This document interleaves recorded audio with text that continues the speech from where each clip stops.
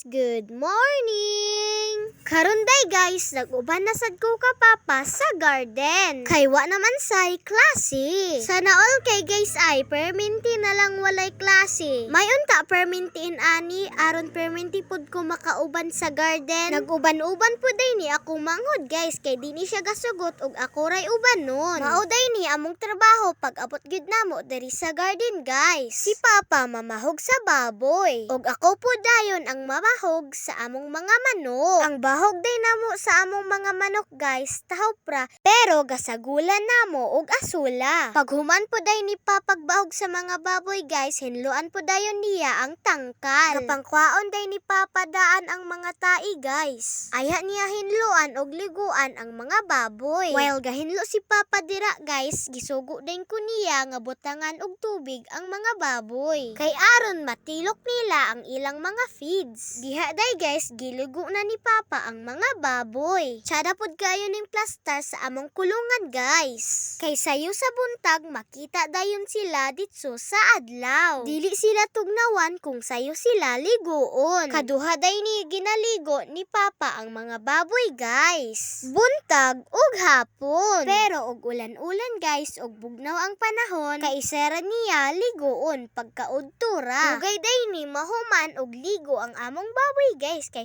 tag-isa-isahon manggod ni papa og ligo. Aron hinlo pud kuno daw kaayo. Bawi pud guys, sa una manggod hugaw kaayo ni ang among mga baboy. Kay wala pa manggoy sakto nga kulungan. Napoy time guys nga gapanggawa sila sa ilang mga kulungan. Kay kawayan na manggod to sa una guys. Dali ra nila malangkat. Mao nang karon nga plastar na ginahinluan gyud ni papa og tarong. Pag humanday hinlo ni papa atong mga anay guys, dili na pud ani kang Tas. Mao day ni among future nga butakal guys. Ang pangalan niya kay Tas. Mag 5 months pa ni siya guys pero buyag na kay iyang lawas. Buutan pud kaayo ni siya guys. Oy, gusto siya sige hawiran. Pag humana pud namo kang Tas guys, diri na pud mi sa among mga bag-o nga palit nga bakti. Primara day ni sila kabuok guys kay maoy may kaya sa budget. Kay mahal manggod kaayo ang baktin karon guys. Padulong manggod og December mao siguro nang mahal kaayo. Nagpalit na lang sa daymi guys kay wa pa manggod ng anak ang among mga baboy. Aron na pud mi mabaligya sa December. Daghan manggod mangita